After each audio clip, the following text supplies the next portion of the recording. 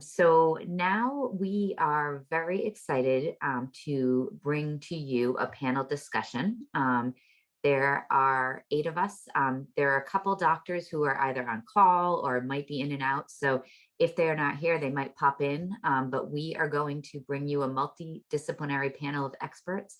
And we're going to have a thorough discussion talking about coping with life after diagnosis and treatment. We have 7 or 8 people who will be here. And instead of me introducing you to each of them, I believe we are going to stop sharing our screen and get into our panel discussion. And I'm going to walk us through each of the panel members and ask if you could take a moment to introduce yourself, what your role is, and what is your connection to Moyamoya disease, because I know we have a great panel and I think it's exciting for all of the people watching to really understand who everybody is. So first, I'm going to start with Deirdre Buckley, who most people call Dee Dee. And I would love for you to go ahead and start with an introduction. Thank you so much, Lisa and Dean, the committee who set up this evening. And most of all, I want to thank all you survivors out there and family members who are the reason why I am partaking in this. And I want to in particular thank Corey Rapucci, who is one of my patients who you'll hear about from later.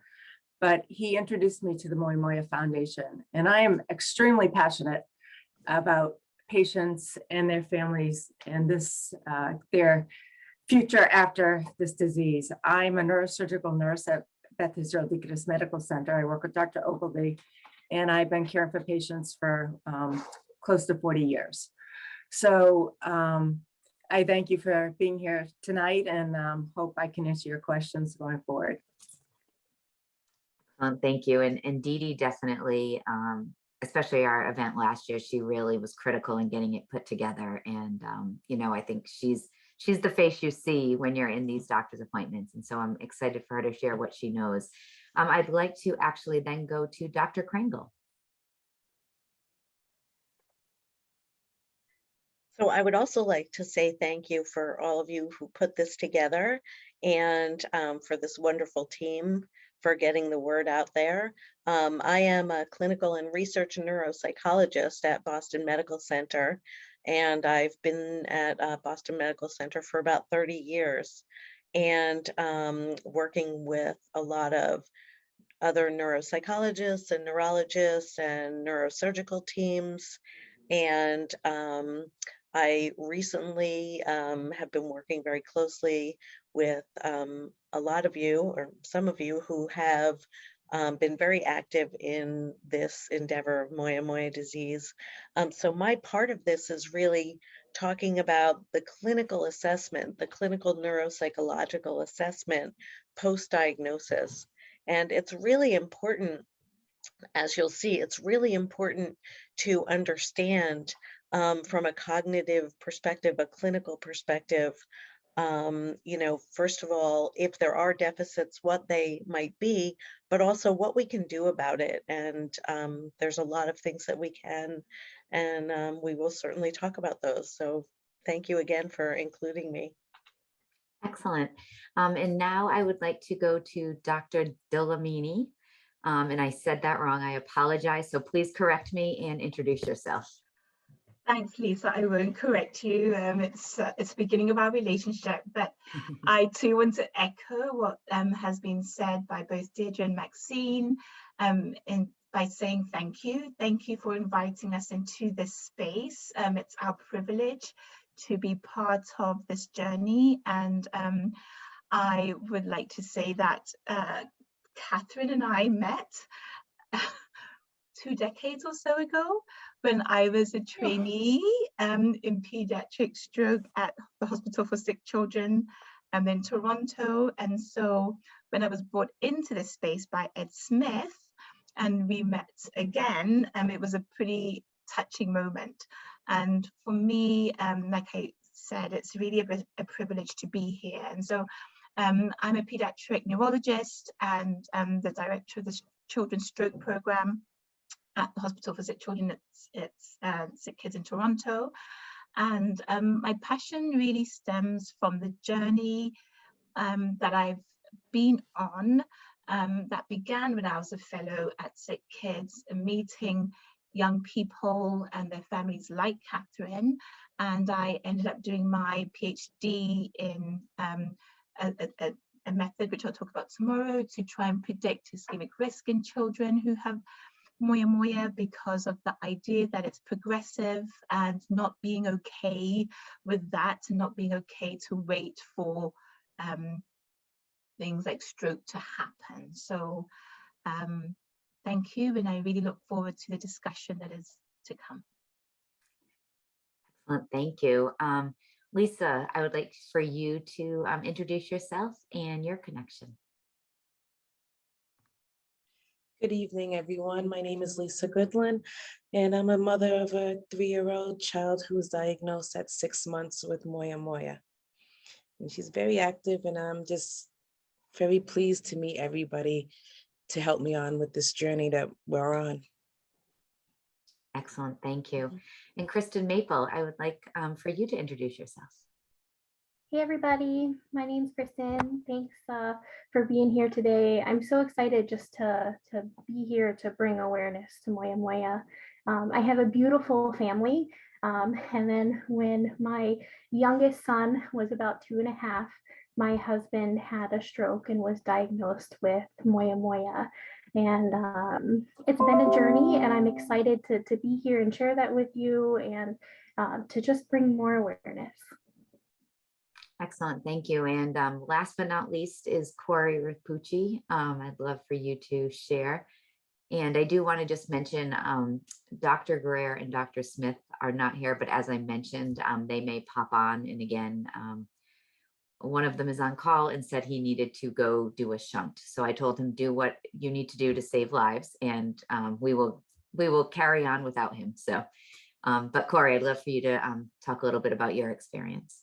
Excellent. Thank you very much. I certainly appreciate the opportunity to be here and share a little bit about my story, and hopefully can serve as a sounding board to people that have questions about Moyamoya.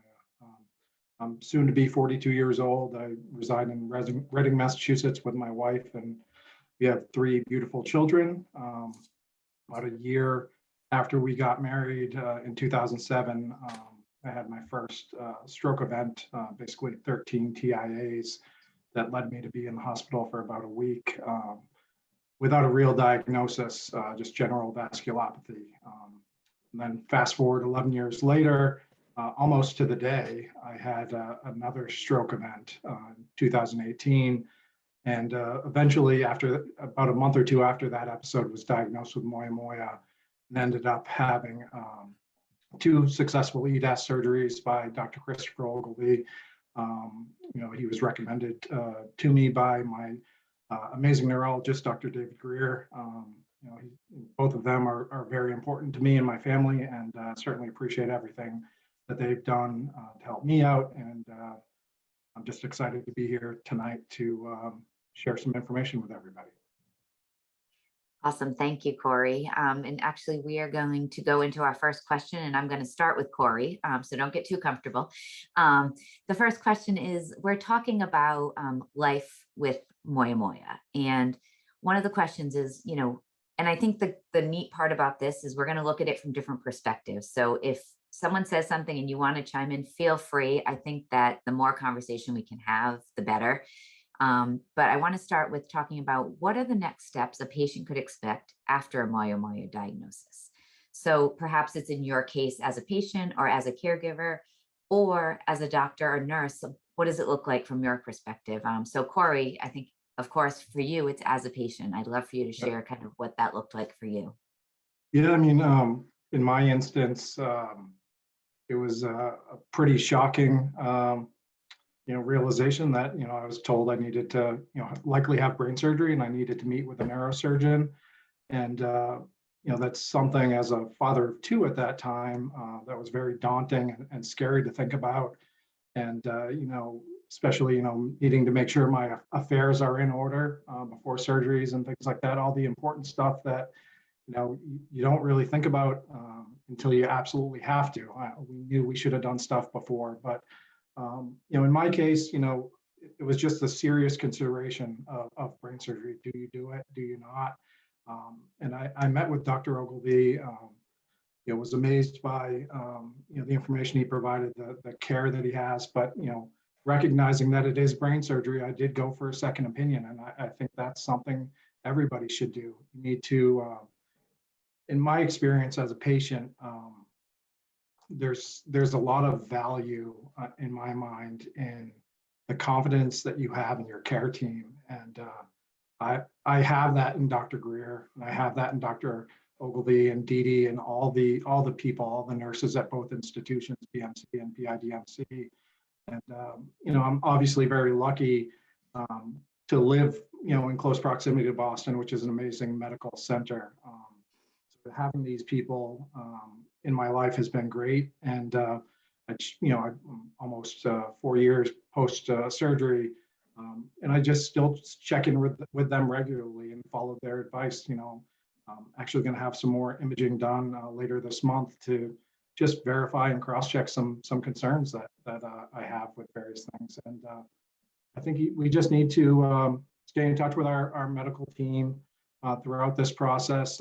If COVID has been good for anything, I'm hoping that with people that are not in close proximity to major medical centers, that telehealth is an easier way for people to be connected to their care team.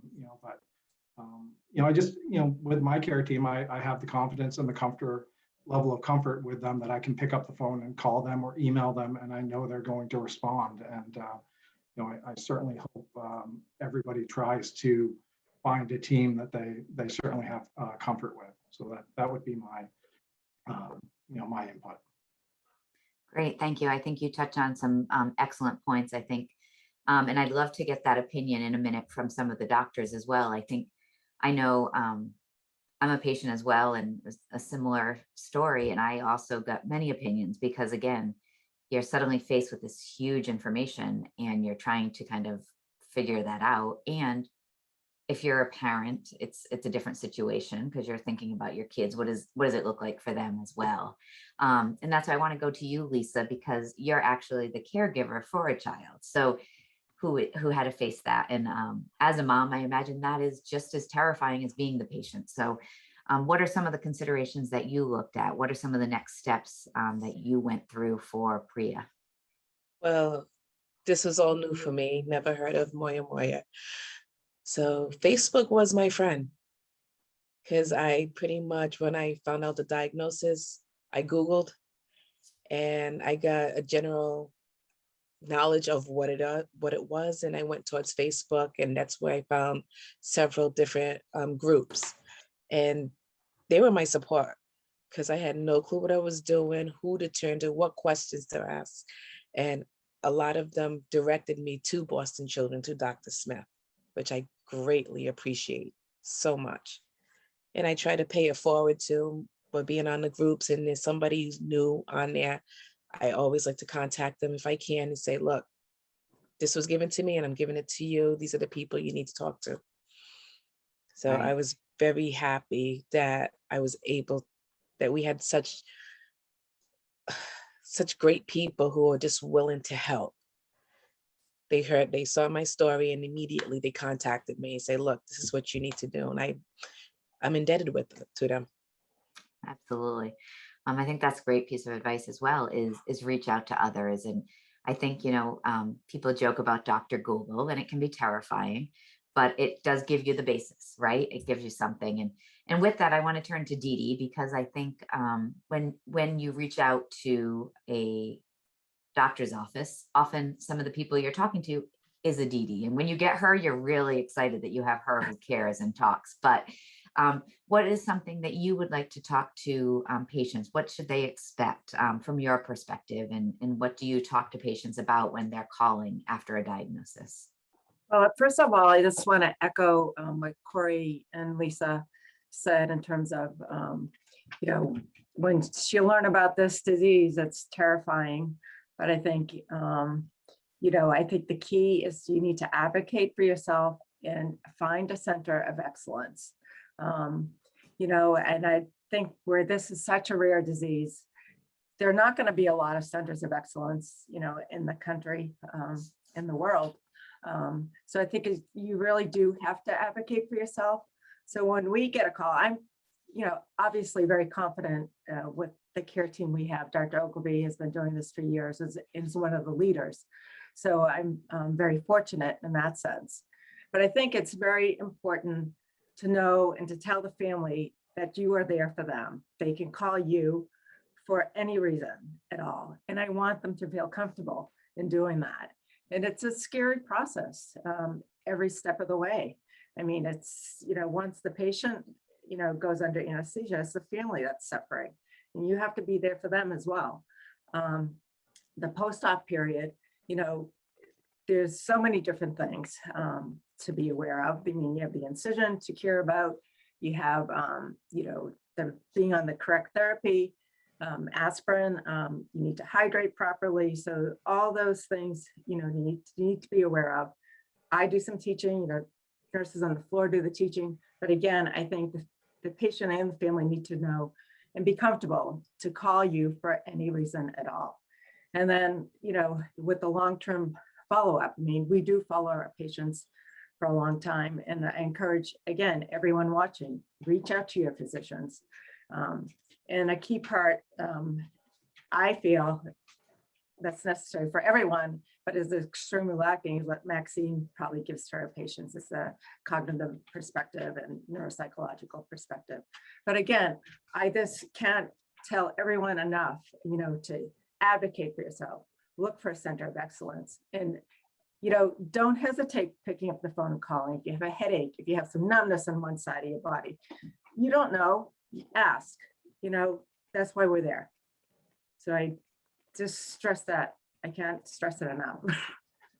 Right. Well, thank you so much. And you made a lovely transition to Dr. Krangle, because I think, and I think, in today's society, and, talking about cognitive issues is huge, but what advice would you give to a patient after the diagnosis? What did it look like from your perspective? Yeah. And you know what, that's a great question, because I mean, I truly believe that as a neuropsychologist, we have a lot to offer at whatever age, whether it's, very young, early childhood, even infancy, all the way up through, aging. We really take the information that is coming from, where would somebody who, doesn't have a stroke syndrome, who doesn't have a neurologic disease or disorder, where would that person likely be? And then looking at the cognitive strengths and areas of cognitive weakness, then how do we put it all together? And like I said, we really think moving forward, thinking about what are the strengths so that we can use those strengths to minimize the weaknesses. And, as a clinical neuropsychologist, we really think, or I think, and most of us think, in the way of, cognitive rehabilitation is, right down the street from us. So after we have an assessment of what are the particular limitations, whether they be very mild deficits all the way to very severe deficits, what can we put into play in terms of making those issues, more manageable? And, we do follow-up testing all the time just to, keep on top of things. In terms of students, with children, we certainly work with school systems. We work with, with teachers, we work with other educators. And really just the idea is, let's keep on top of it, right? Let's know what's going on. And so we can make sure that we can, be proactive. Right. And I'm so happy to have you in on this discussion, because I think it's a piece that sometimes isn't always thought of. So I think it's Oh, great to really, mhm, bring that piece in when we're talking right. about surgery and medicine and, mental health. I think it's all part of it. So thank you. Exactly. And that's the thing, like we'll work very closely with speech therapists and with occupational therapists and physical therapists and psychologists, counselors, social worker, so that we work really as an integral part of the team. And I Right. think that's what we're sometimes, thought of later, but we can really be part of the initial workup. So I think that that's really helpful as well. Right. Great advice. Dr. Dillamini, I would love for you to share. And one thing I wanted to ask you as we're talking about, what can somebody expect? And I think you're looking at children, but I think it's applicable. I'd love for you to mention your thoughts on a second opinion. And I would also love to have the perspective of kind of what does it look like with a diagnosis in the short term and then the long term, because I think that is different. I think especially from a medical perspective. Yeah, thank you, Lisa. So, as you mentioned, I look after children, and in our space, first and foremost, there is no parent that expects their child to have a stroke. So when they have that diagnosis, it's unexpected and it's often devastating, let alone when you then tell them that their child has a condition that puts them at lifelong risk of stroke. So progressive with no cure, and there is this lifelong risk. And so, our role, I think, is to partner with families on this long journey. And as has already been mentioned, really give them the comfort and knowledge that they have a secure, tight team around them that is multidisciplinary, that is going to do all that it can to walk with them from a medical point of view and offset some of those medical anxieties so that their children can have, participate and go to school and feel safe and feel like they are really like, a regular child with a diagnosis, not that the diagnosis defines them. So that's important for us to sort of center things for them in the right way so that they are just a whole child, not defined in a way that seems or appears negative to them. So I'm very fortunate that our team really is very multidisciplinary. We work very closely together. I agree with Dr. Kringle and the importance of the neuropsych. And so in terms of what to expect at diagnosis, we do a number of investigations, most of which, the children and the adults here who've had Moyamoya will know about. So conventional angiography, we do echocardiograms, we'll do genetic studies now, we do baselining from neuropsych point of view, so if they have that at diagnosis. We also do oximetry studies because of the association between sleep apnea, but also low oxygenation and progressive arteriopathy. So we do a number of studies in the beginning, and we say to our families that it will feel very busy in the beginning as we try to understand, what sort of Moyamoya you have, whether it's genetic or not, whether there is multi-system involvement or not, whether there are, like I say, whether you have obstructive sleep apnea and other things that we ought to be taking care of.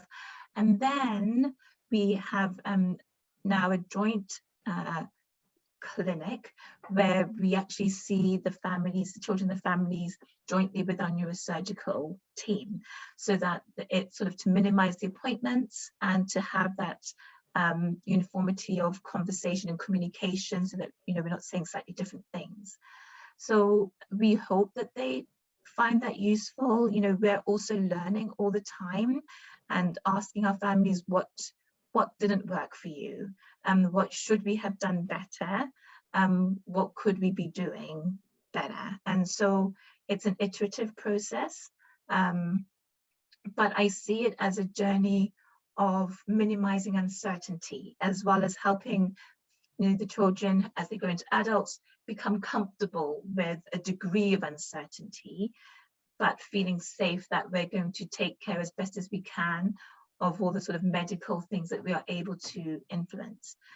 And so from a sort of second opinion point of view, we fully respect the agency of families, and you know, all families are quite different. We find some just are happy to, you know, hear what you've said and be done with it here, and some need more information. And I think there's no right or wrong to any of that. Like, everybody should do what they need to do, and you know, we support that and we respect that, and there's no reason for it to be threatening in any way. It's a good thing.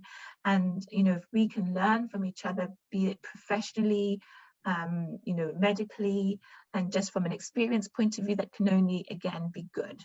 And so we're very open to all of it. Excellent, thank you.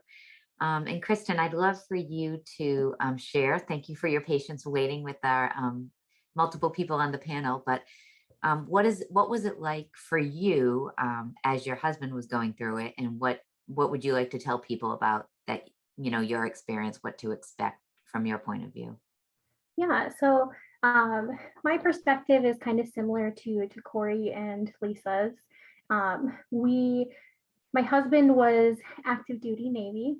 We were stationed at a naval hospital in Virginia. And when he had a stroke, we went to the ED of a naval hospital who has a neurology department, but they don't have a neurosurgery department. And so, you know, they do a full workup. The whole team comes running in the room. What's going on? Why is this healthy 21-year-old having a massive stroke? And they didn't have any answers. They didn't know. Well, later that evening, there was a change in physical ability, causing the team to rush Steve off to CT and eventually MRI again. But it was after midnight. So that meant that the local hospital's radiology department had to read the imaging and send it back to the Naval Hospital. And that's when the radiologist from the hospital in town commented on the imaging, "I think this is Moyamoya." Well, it's never comforting to hear from the director of the neurology department, who happened to be on call and in charge of making the stroke protocols. "I've never heard of Moyamoya." And so that was scary. It was a very scary time. And I said, well, I Googled Moyamoya and I'm scared. and so that was a time where I said, I need to talk to somebody who knows what Moyamoya is. So I said, get me in touch with this radiologist. And they did. Very respectfully, this radiologist called me back at like 3:30 in the morning and had a very hard conversation that said, you know, there is evidence of strokes in the past and significant stroke changes, and this is dangerous. You need to be seen by a center of excellence, somebody who knows what Moyamoya is, urgently. And so the team at the Naval Hospital coordinated to get us moved to North Carolina, to Duke, pretty quickly. But we didn't have kind of an option at that point as to where we wanted to go. The Navy got to choose that. And so I'm reading all the information I possibly could on the neurosurgeons that would be there and coming up with a list of questions. And we had like 6 hours to prepare before the med flight arrived for us. But in that 6 hours, we had to look up doctor information, try to understand Moyamoya because those around us didn't understand it. Meet with the legal team and do all the things that you never think you need to do when you're 21 or 22 years old. And then think about, we had a 2.5-year-old with a bunch of medical needs as well, arranging nursing care and medical care. And we were stationed hours away from our family. Our family at that point lived about 10 hours away from us. So those are all things that once you receive a diagnosis, you need to work through pretty quickly in our case. But if you have more time, I would encourage you to take care of those ahead of time. Make emergency plans, have standby ideas or things. Hey, if something emergent happens and we have to go to our care team, who is going to take care of the kids? Is the will updated? Is there a living will made? Uncomfortable conversations need to be had early on from the point of diagnosis. And I know it's hard and it's not what we want to do, but it shapes what happens in the future. And then once you have those conversations, things that you don't really think about is, I hopped on a med flight with my husband with like one set of clothes, thinking that I was going to be gone for like 24 hours and then drive home. I had no idea what was coming.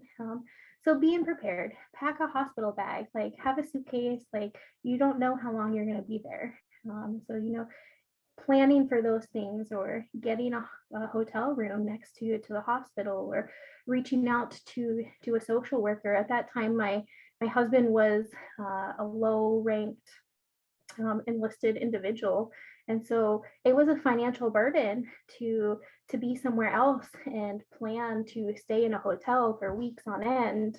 And so looking at some of those things and saying, hey, I need help with this, and reaching out to find a social worker who can help coordinate some of those things. Or we got plugged in with a Navy program that helped with travel and funding. But being really flexible and saying, hey, I need help and I need to figure this out, and reaching out to who you need to is very important once you receive the diagnosis. Thank you so much. And thanks for sharing all those pointers. I think some of those things are things that people might not think about. Dr. Smith, I see that you have joined. We were just briefly discussing kind of, an introduction and what should patients expect with the diagnosis of Moyamoya disease. And I'd love for you to jump in, but I also know you're on call and are, clearly working. So if there's anything special you want to share right now, we welcome that as well. No, I appreciate it. And if I'm sorry I had to step away. I apologize. This has been a great seminar from what I saw earlier. So, the most important thing to understand with a diagnosis, as many of you know in the crowd, is that while we can't cure this condition, thankfully, this is a treatable condition. And I really think that's probably the most important thing to know from the word go, and especially for kids as a pediatric person.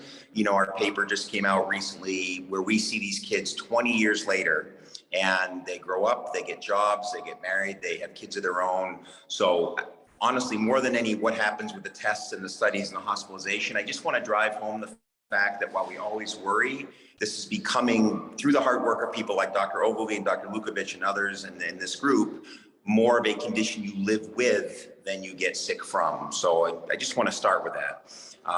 In terms of the procedure itself, or the workup itself, when the diagnosis is first made, most of the time it's because there's a symptom or a family member was screened. We usually start with some pictures. So, an MRI is very common. If there's a thought of surgery, angiograms are almost always needed, which is that X-ray test that you saw some pictures of earlier. And then we usually try to have a multidisciplinary team where you meet with everybody, including a neurologist, a neurosurgeon, sometimes a social worker, because it's a lot to take in. And then we sort of proceed from there. So maybe I'll take a breath and stop for a second. Does that cover the question? Are there other questions I can answer? But I've been yapping a little bit, so I'll zip my lip for a second and open the floor. No, I think you kind of just echoed what we all just were talking about. I mean, you kind of put it in one, the multidisciplinary team. We're very happy here today to have kind of patients, caregivers, neuropsychologists, another pediatric neurologist. So we're really kind of have the full breadth. And the other question, and we're going to go to this, but Dr. Smith, maybe we'll start with you in case you get pulled away again, is talking about, okay, so after your diagnosis, not everybody has surgery, but a lot of people have surgery. What does it look like for patients to return to their normal routines? And that's everywhere from right after surgery. Some of us will have that opinion, or long-term prognosis. And I think, we talked about what happens at the beginning. Now we start talking about, okay, post-diagnosis, post-trauma. Now we're going to get to this. What does that look like for patients? I'd love for you to talk about that. Right. So hopefully, the scary part is the surgery itself. And if there are any side effects, they usually shown right during the surgery. So I tell a lot of people, we always worry, but the worry goes down quite a bit when they're ready to go home. I would comment that one of the really important things about Moyamoya is working hard to try to go someplace where people do a lot of it, because with the long-term follow-up, everybody focuses on the surgeon, but as my wife tells me, I'm not that important. And really important is what happens after. So you want to go to a place like with Dr. Ogilvy, who does a ton of these, or hopefully at Boston Children's or Stanford, or someplace where, people do this a lot, because the long-term follow-up is really important. Returning to activities for the patients varies on two things. What were they like before? So if they've had a big stroke, there's going to be a lot difference in their recovery and their return to activity than if someone just had a headache or a TIA. And the second thing is, what is their activity? If you're a 2-year-old kid, there's not a lot to return to, other than, pooping your diapers and eating breakfast. If you're a teenager or a young adult playing sports or tackle football, that's very different. By and large, you're home in a few days after the surgery. You're back to school or most daily activities within a week or so, at least in our group. I do limit sports, and I do tell people that school is maybe a week or two, depending how they feel. Some people take a month off. Some people are back to school in 4 days, but that's sort of the vary. And then we do a 1-month checkup. If they're doing well at that point, I let them resume some sports type stuff like running or light activities. And then usually by about 8 to 12 weeks, I let them do pretty much anything. Never like tackle football or boxing, but running, jumping, weightlifting, pretty much that's that. And then long term, we do pictures at 6 months and once a year for 5 years. We do get genetic counseling for folks. We do tend to, loop them in if they've got any of the risk factors, and we also make sure they are engaged in all our research studies. So that's my sort of answer of what happens next. But we really hope they live their lives and be normal. So that's my answer. Anything else I didn't answer before we move on to the other panelists? No, and then one other thing I do want to ask before I go to other panelists, just because I know you might run. I know there was interest last year and this year about the biomarkers in urine. I would love for you to mention that, because I think that's something that many people are interested in hearing about. Yeah, so I appreciate the nice shout outs from Chris, from Dr. Ogilvy earlier. It's rare that you have a neurosurgeon with P. We were very lucky.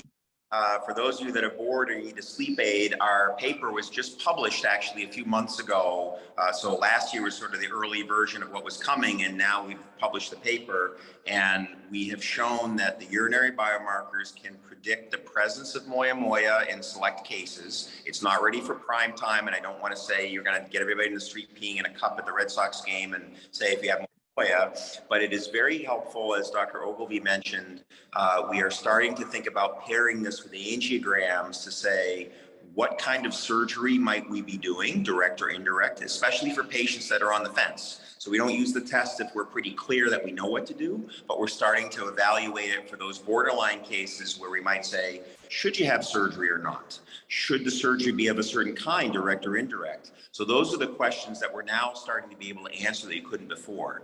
The other thing is that we are now working on certain therapies based on the markers that we're seeing in the urine. So step one is, can we detect these diseases? Step two is, can we use that information to guide our care? And that's what we're starting now, compared to last year when we were just figuring out if they were there. And step three is, can we then employ that information for treatments and combining that with the genetic information we have? So I hope in a year or two, we'll be able to provide more information on that, but we've really made some great advances. I would make a little pitch that with the Moyamoya Foundation, we are now starting a registry, and you may have talked about that already, and we are fortunate to partner with a really good group with the International Pediatric Stroke Survey, with some really smart folks in Toronto, and we now have hired a coordinator to partner with the foundation. So we've made some real traction on this, and I'm really proud that the group has been so supportive, and this is the way these scientific advances move forward. So that's my little pitch amidst the answer to your question. Awesome. I love it. Thank you so much. And actually, Dr. Dillamini, and I can never say that correctly. I'm going to get it. Give me time. She's here as well. And I think we might transition to her talking a little bit about, diagnosis and surgery and what that looks like afterwards. But thank you, Dr. Smith, for popping in. I appreciate it. Oh, great. She's much smarter than I am and has a much better. So she's way ahead of the team. You're camping. Oh, it's great. So I would really echo everything Ed said about, what happens post-surgery. And one of the things that we emphasize too is the importance of hydration. So that's really key for a lot of our kids. And we see the impact of them not being well hydrated, particularly in the summer months. It's really interesting. They might be doing really quite well post-surgically, for all the year, and then the summer comes and they're running outside a lot more, and it's a bit hot and much hotter, and their, insensible losses go up, and they start having some symptoms. And so that's a real big one for us. But the importance of the young people who are engaged in school activities or other extracurricular activities, being able to return to those activities is really important to them. And so we too just try and support that as much as is possible. You can imagine we have children who had TIAs when playing the flute. One of our children presented, he had been playing the flute for a while and started having TIAs. Another one of our young people presented playing basketball. She loved basketball, and in one match she was a hard game, and started having sensory symptoms and so on. And for them, those things are really important. And so that sort of post-surgical recovery that allows them to go back to those activities in a staged and managed way is something that we really try to support. But in agreement with Ed, if it was rugby, English style rugby or American style football, we don't really we try and steer them away from those sort of head-butting and traumatic type sports. But it's really important for them to feel that they are reaching, achieving their objectives, and that they are successful in what they want to be successful in. And just coming back to the neuropsychology aspects, it's really important for us to help identify their strengths, but also some of the challenges, so that the way we frame it is so that we can provide them with the appropriate supports so that they can then maximize their potential and continue to thrive. And so we see it as a real important component of what we offer as a service for these families. Thank you. That's great. And as I mentioned, I was a patient and I had my first stroke at 21. And Kristen, I just remember that moment too. I was in the DC area and I had no idea what was happening. So just that commonality. But I think even back then, and this was many, many years ago, 25 years ago. But when I think about that, I don't even feel like the care team was as multifaceted as it is today. And I look at that now and I love that not only, they at that point were just trying to save my life. There wasn't looking at what everything else meant. And I find that, maybe as adults compared to children too, it might be a little different. And I actually wanted to go to Corey now and kind of talk about, post-surgery, post-diagnosis, normal routines. What did that look like for you? Yeah, it was interesting. I remember after my first surgery in October of 2018, about 24 hours later, they asked if I wanted to go home. And I just kind of, said to myself, geez, I think I just had brain surgery. Can I spend one more night? And so 2 days later, I went home.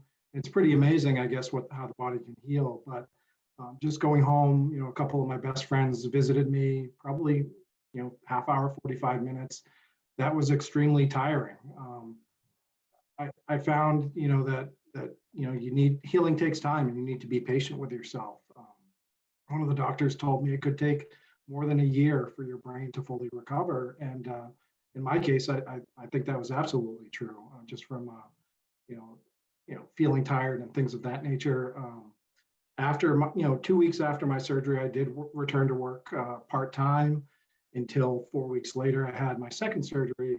And eventually, after my second surgery was mid-November, returned back to work full-time as an engineering consultant, January of 2019. And, 40 hours turned into 45 and 50 and 55. And, basically 8 to 10 weeks after my second surgery, or after returning to work full-time, I was essentially a shell of myself. I was probably depressed, extremely exhausted, miserable, not a great husband, not a great father.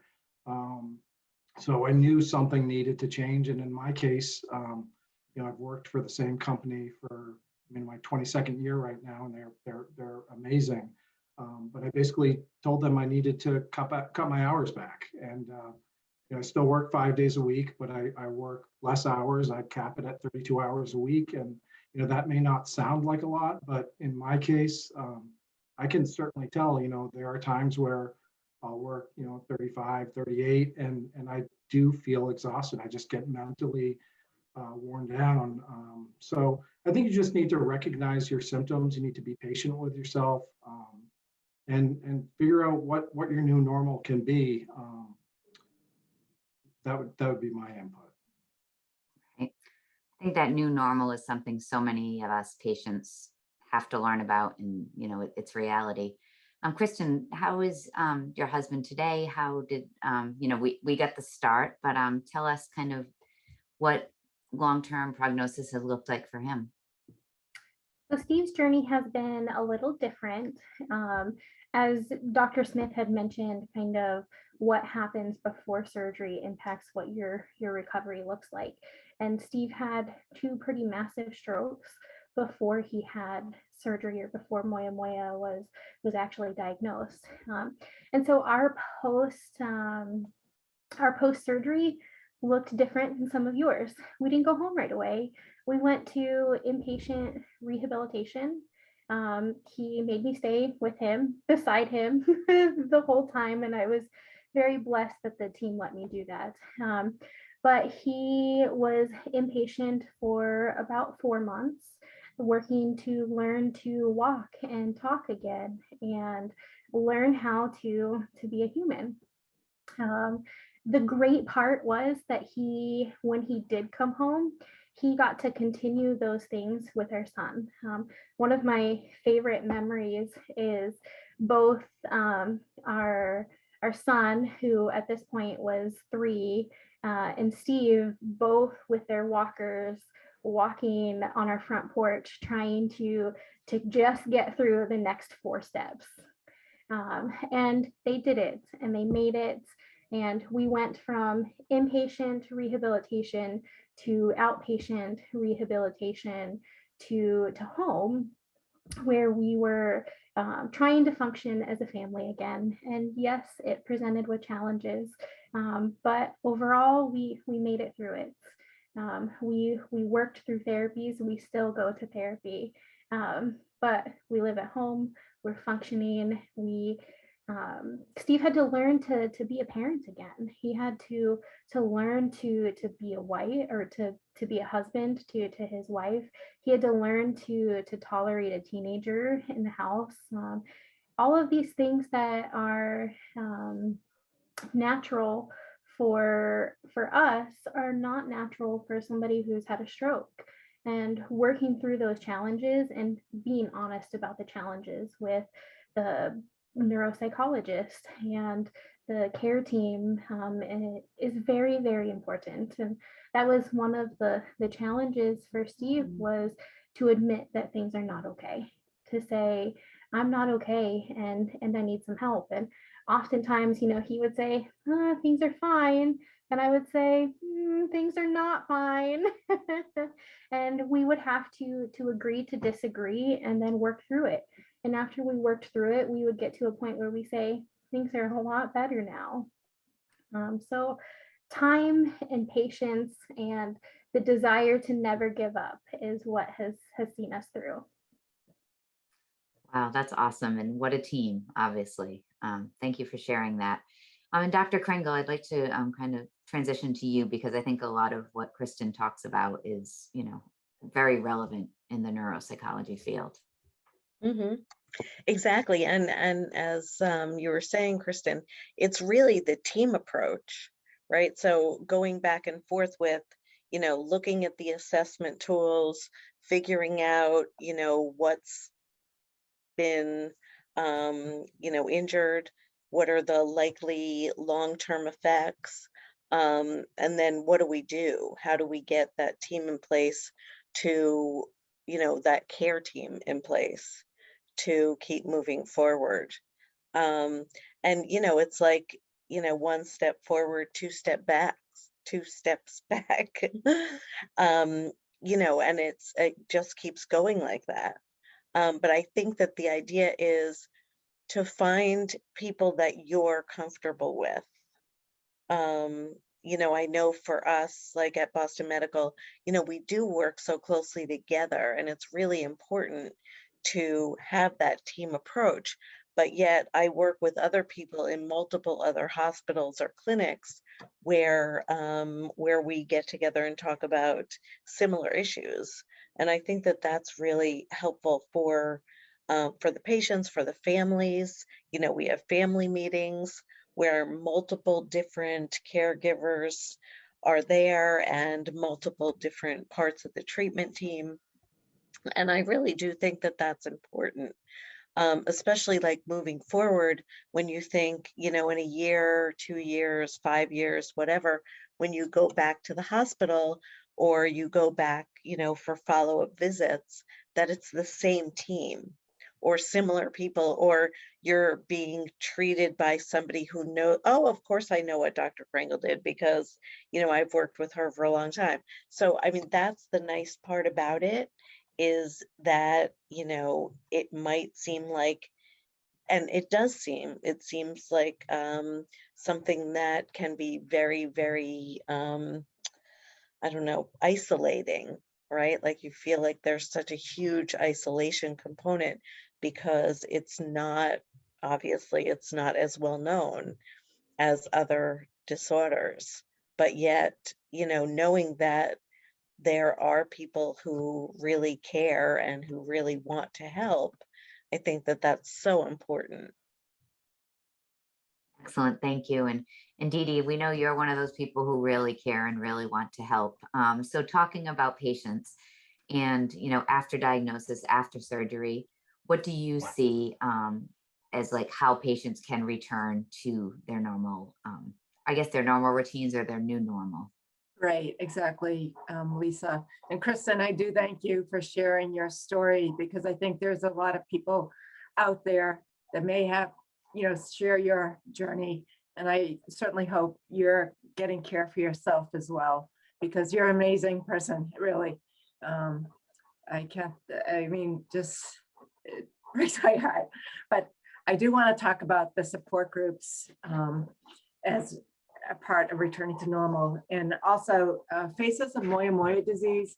I know, Lisa, I believe it's on the foundation website. People can look at it, but there's a lot of good sayings in this and sharing of stories that really will, I think, touch so many of you who are viewing tonight.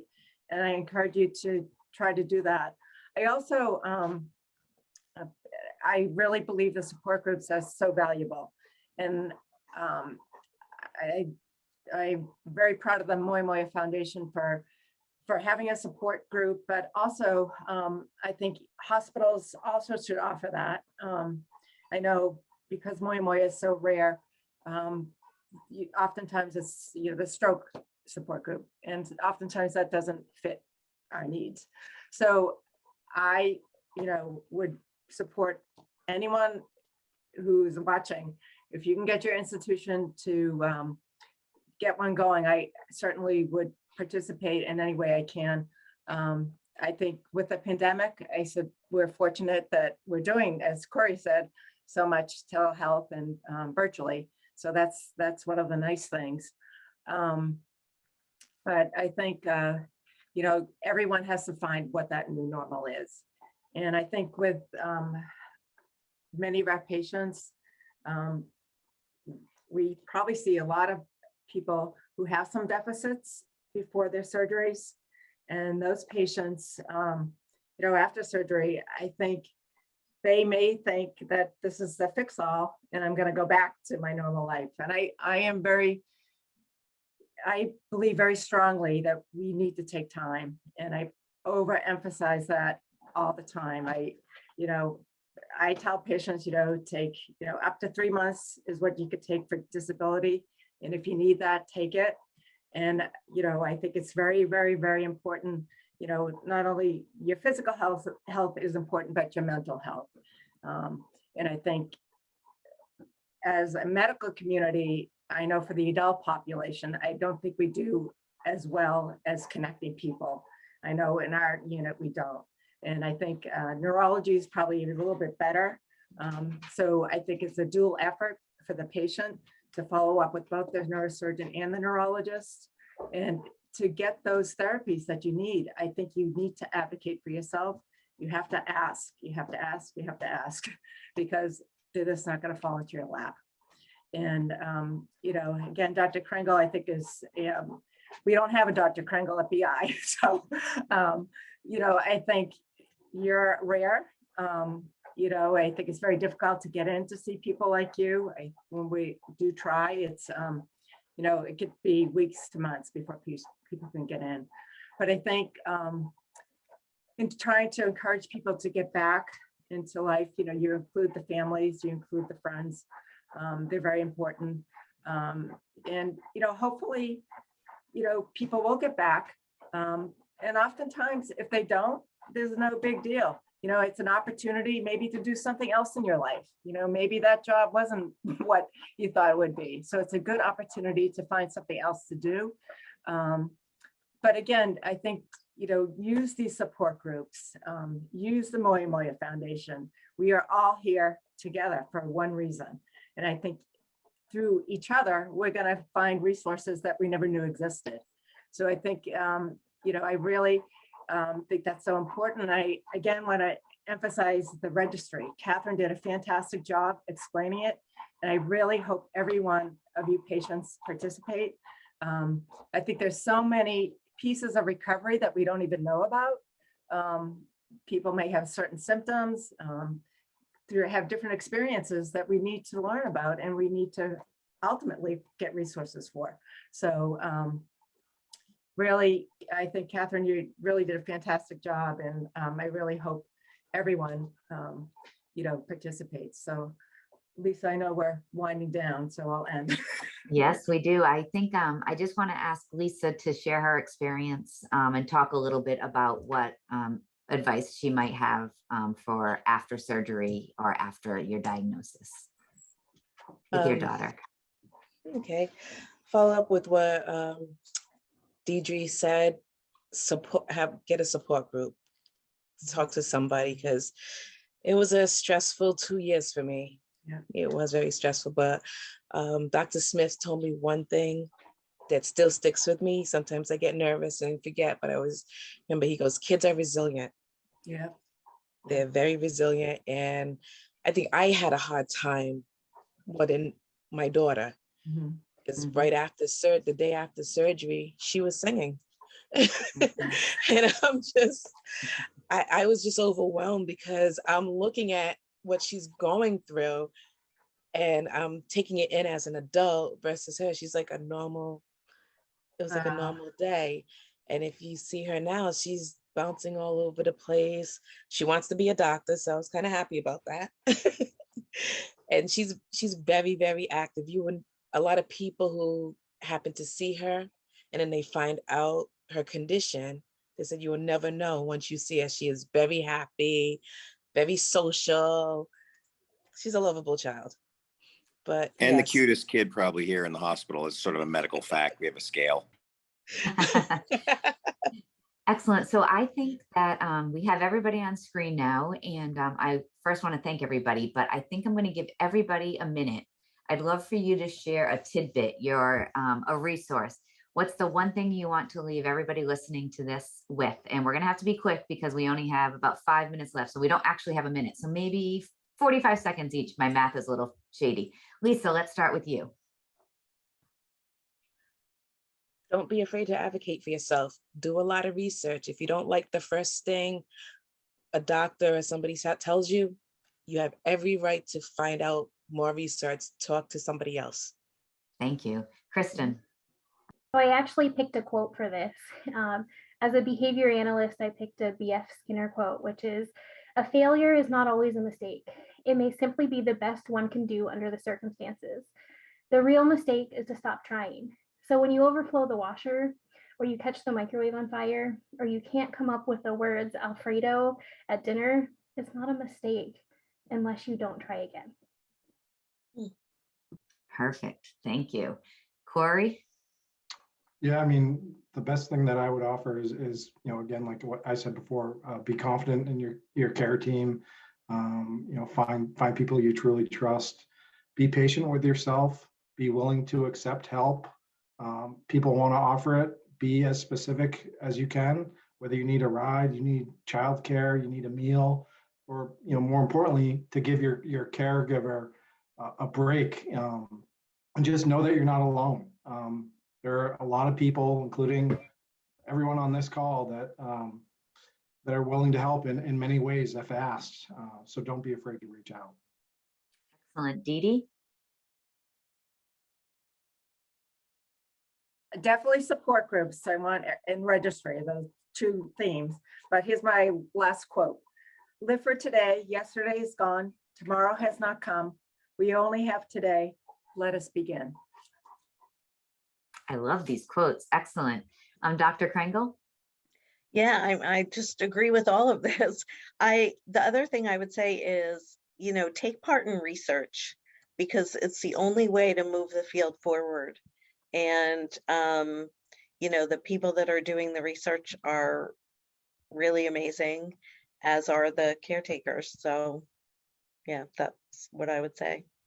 Thank you. Dr. Dalamini? Thank you. I would say you are whole. You are already beautiful. You are already enough. Let us know how we can help you. And we just wish to journey with you and do better and make this a better space. Excellent. Catherine? I would just really sort of echoing what has already been said, but I guess from a patient perspective, to really advocate for yourself, because you have to realize that as a patient, you are an expert of sorts. You are an expert in your experience. No one else can speak to that. And so just be really forward when you are feeling symptoms or when you have concerns, because only you can really speak to those. And you are a critical part of that care team, you as the patient. So that's what I would share with everyone. Great. Dr. Lukovitz? Thank you. My thoughts are, I want to thank the foundation for really helping with for the doctors to increase their awareness. So people that aren't vascular specialists or radiologists to be more aware of this condition, because it is rare, but we should be aware of it though. And I also think it's great that we have a way of networking more effectively. So I'm up in outside of Boston, more rural New England, but this foundation and this experience with these patients has helped me to, you know, get patients the resources they need and connections, even though they might be from outside the Boston area. Great, Thank you. And Dr. Ogilvy? Thanks, and thanks for including me. And I certainly echo what others have said. I see it as that we as physicians and the healthcare system and nurses are here to provide information. We're here to provide our skills, but support and this type of interaction and foundation work is so incredibly powerful. And when I started in medicine, it was frowned upon by physicians, to be honest with you. And now it's embraced, of course. And I'm one of the embracers because I've been through this hundreds and hundreds of times with patients and with their families, but I've never been through it as a patient or a family. And sometimes patients and families can tell each other things I can't, and it's incredibly powerful. So I really appreciate it. Of course. And Dr. Smith? So I'm going to end with a call to arms. Go to work. You know what? This group only works if you get other people in the group. This is awesome, but it can't stay here. So when we're done tonight, you're all inspired and fired up. Tomorrow morning, get on your computer fires, do that internet stuff, and get somebody else to join. Get someone to sign in the registry. Tell somebody about it. You know, this is all great to be with each other, but it only works if we get other people in here. So get those marching orders. I think this group is too good to sit still. So build. I love it. Thank you. And And I just want to say personally a great thank you. Thank you for being here. And I'm going to also thank Dean and Roxanne from the foundation, who has done so much work to make this happen, and the whole foundation team. So Dean, final words? Yeah, I tell you, this has been a great evening. I'm so proud of everybody who's come together in this network to help bring this information out to the Moyamoya community. And this has been a really, really good evening, and I do appreciate it. This session has been recorded. It's going to be put out on our Facebook page. It's going to be put out on our YouTube page. It's going to be put on our website, moyamoya-foundation.org. Go out, take a copy of it, share it with a friend, share it with a doctor, share it with a hospital. Let's get this information out there about Moyamoya, and let's take up that call to arms that Dr. Smith just put us on task to do.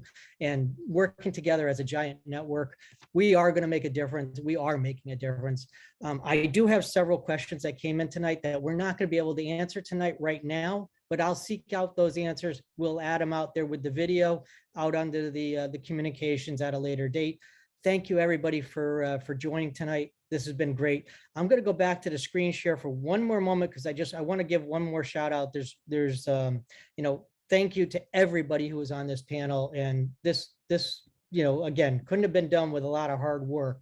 And I really appreciate everybody jumping in and coming together to do this for the Moyamoya community. And I'm going to wrap it up there for tonight. And just a big thank you to the whole team. This was a lot of work to get this together, but it came out really nice, and I thank you all.